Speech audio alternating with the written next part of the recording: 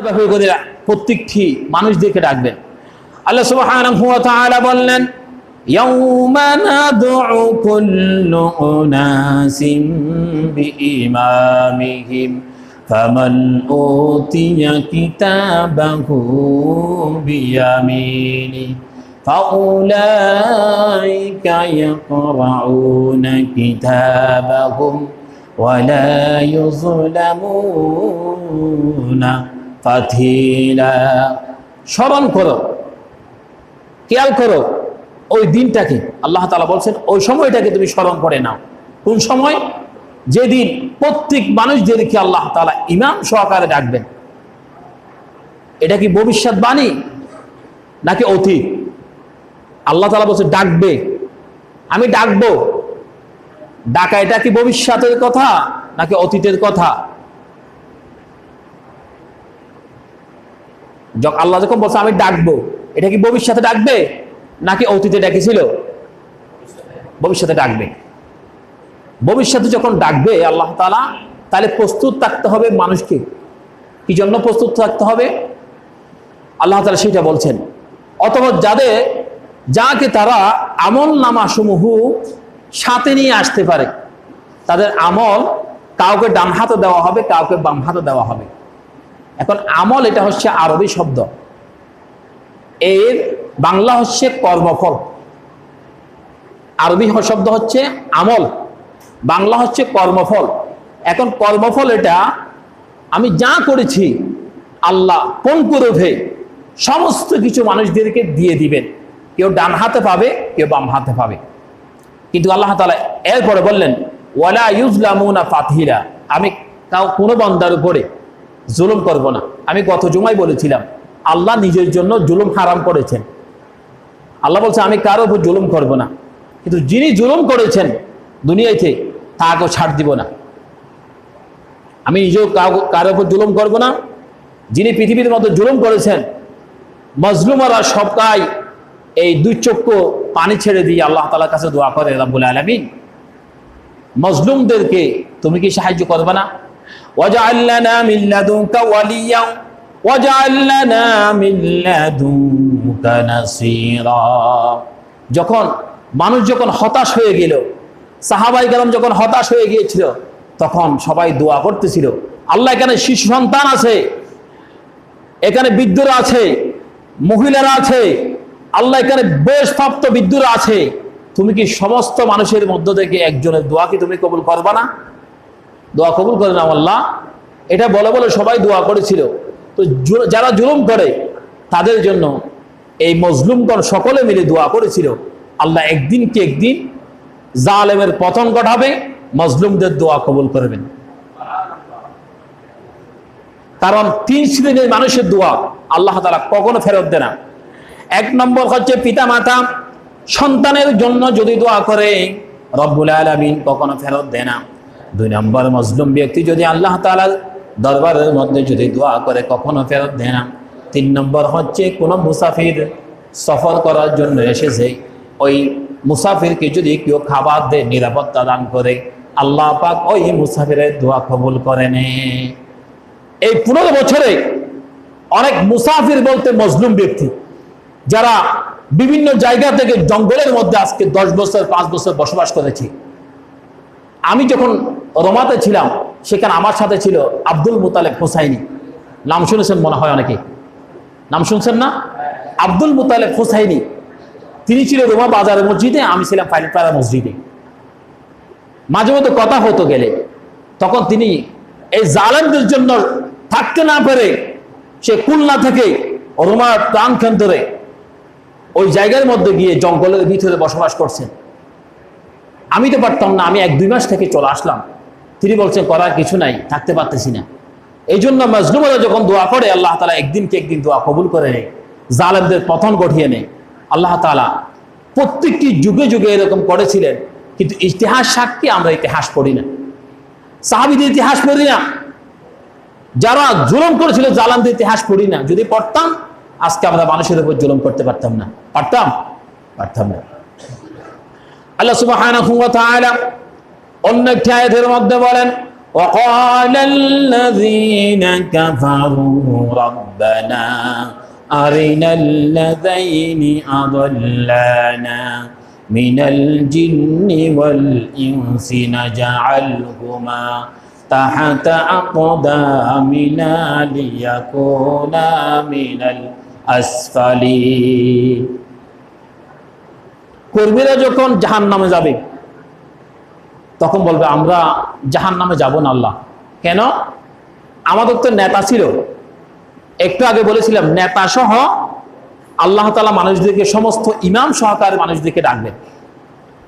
এখন যখন কর্মীরা যখন জাহান্নামে যাবে, জাহান্নামে যাওয়ার জন্য ফয়সালা হয়ে যাবে, তখন বলবে আমরা একা যাব না। তো কাকে নিয়ে যাবা? নাজআলহুমা তাহতা আকদামিনা লিয়াকুনা মিনাল আসফালিন মিনাল জিন্নি ওয়াল ইনসি। জিন এবং ইনসান দুইটা জাতি আমাদেরকে বেশি ক্ষতিগ্রস্ত করেছে, জিনদের মধ্য থেকে এবং ইনসানদের মধ্য থেকে। জিনেরা যারা আমাদেরকে ক্ষতিগ্রস্ত পথভ্রষ্ট করেছে তাদেরকে দেখি নাই, তাদেরকে যেহেতু দেখতেছি না, তাদেরকে জাহান্নামে আমাদের সাথে নেওয়ার কোনো কারণ নাই। জিনেরা বলবে আমি যে তাদেরকে পথভ্রষ্ট করছি এটা কোনো নমুনা, এটা কোনো প্রমাণ, এটা কোনো দলিল যদি দিতে পারে, জিনেরা বলবে তাহলে আমি তাদের সাথে জাহান্নামে যাব। কিন্তু ইনসান তো এটা বলতে পারবে না। আমরা কি জিনদেরকে দেখি নাকি দেখি না? দেখি না। তো আল্লাহর কাছে যখন এই প্রমাণ চাইবে, আল্লাহ জিনদেরকেও দিতে হবে, ইনসানকেও দিতে হবে।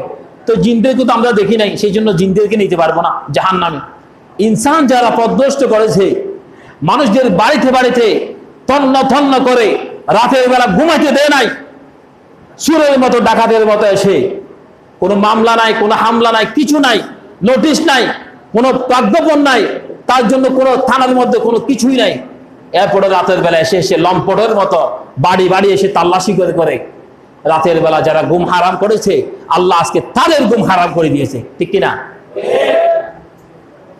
বলছে আমার যেই মামলা হয়েছে এটা নোটিশ দাও। বলে কোনো নোটিশ লাগবে না, নোটিশ হচ্ছে সরকার। আচ্ছা, সরকার কি নিজস্ব, সরকার কি নিজে হয়েছে নাকি আমরা সরকার বানিয়েছি? আমরা তো ভোট দিয়ে মেম্বার বানিয়েছি, আমরা ভোট দিয়ে চেয়ারম্যান বানিয়েছি, আমরা ভোট দিয়ে এমপি বানিয়েছি, আমরা ভোট দিয়ে সমস্ত তন্ন নয়, সমস্ত জায়গার মধ্যে যারা আজকে চেয়ারের মধ্যে বসেছে সবাইকে আমরা বসাইছি, আমাদের ট্যাক্স দিয়ে গুলি কেনা হয়েছে। এই গুলিগুলি শুধুমাত্র দেশের মানুষদেরকে নিরাপত্তা দেওয়ার জন্য কেনা হয়েছিল, কিন্তু এটা মানুষের বুকের মধ্যে চালানো হয়েছে। কেন? এটা কি মানুষের বুকের উপর চালানোর জন্য অস্ত্র কেনা হয়েছে মানুষের ট্যাক্সের টাকা দিয়ে, নাকি মানুষদেরকে নিরাপত্তা দেওয়ার জন্য কেনা হয়েছিল? নিরাপত্তা দেওয়ার জন্য কেনা হয়েছিল। কিন্তু নিরাপত্তার সাথে আমরা আজকে যে অস্ত্র আমার টাকা দিয়ে কেনা হয়েছে সেই অস্ত্র আজকে আমার উপর চালিয়েছে। এটা কি মজলুমের কাজ নাকি জালেমের কাজ? জালেমের কাজ। আপনি ক্ষমতায় বসেন, যেভাবে হোক বসেন, আমরা চাই দেশ চালাবে সুন্দর চালান, এটা হচ্ছে আমাদের কথা। আমরা চাই মুসলমানরা শান্তিতে থাকি। আমরা যদি আমাদের নিজের অধিকার যদি আমরা পাই, তাহলে মুসলমান এমন কোনো জাতি না যে সহিংসতা মুসলমান চায় না। মুসলমান সামঞ্জস্য চায়, শান্তি চাই, শৃঙ্খলা চাই, সুস্থতা চাই। মুসলমান অশান্তির দিকে যেতে চায় না। যে মুসলমান কি শান্তি, ইসলাম কি শান্তির ধর্ম নাকি অশান্তির ধর্ম? আমরা কি শান্তি চাই নাকি অশান্তি চাই? কিন্তু আমাদের টাকা নিয়ে কলেজ ইউনিভার্সিটির মধ্যে খাতা কলমের পরিবর্তে রিভলভার, স্ট্যান্ডার, গুলি, রাইফেল, তলোয়ার এগুলি এখন পাওয়া যাচ্ছে। তুমি কলেজ ইউনিভার্সিটির মধ্যে সরকারি ট্যাক্স দিয়ে, একটা সরকারি কলেজের মধ্যে ইউনিভার্সিটির মধ্যে ভর্তি হওয়ার জন্য অনেক টাকা লাগে, মেডিকেল পড়ার জন্য অনেক টাকা লাগে। আমার ট্যাক্সের টাকা নিয়ে তুমি পড়ালেখা করো, আর সেখানে তুমি অস্ত্র কিনো। ফলের মতো অস্ত্র পাওয়া যায়, তোমার সেখানে গুলি পাওয়া যায়। কেন? তোমাকে মা বাবা অনেক আশা নিয়ে সেখানে ঢাকা ইউনিভার্সিটিতে, চট্টগ্রাম ইউনিভার্সিটির মধ্যে, বিভিন্ন বিশ্ববিদ্যালয়ের মধ্যে তোমাকে ভর্তি করেছিল পড়ালেখার জন্য, অনেক কষ্ট করেছে।